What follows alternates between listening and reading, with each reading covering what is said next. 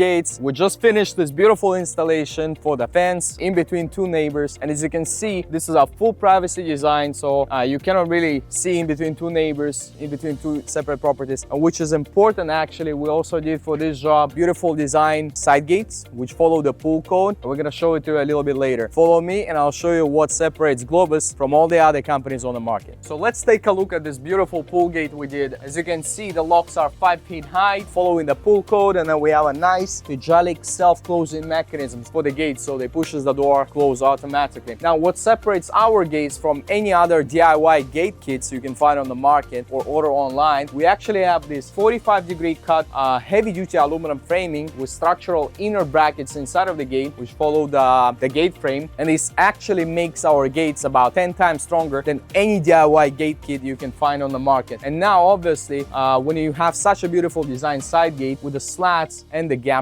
which is, by the way, totally customizable, we can customize the gap and the slat size. We follow with the fence matching all the lines during the installation, which is precisely accurate. As you can see, all the horizontal slats are aligned with the gate. That's how we do the job at Globus Gates. Let me show you how this amazing job for the side gates and side fence looks from the backyard. You guys gonna like it.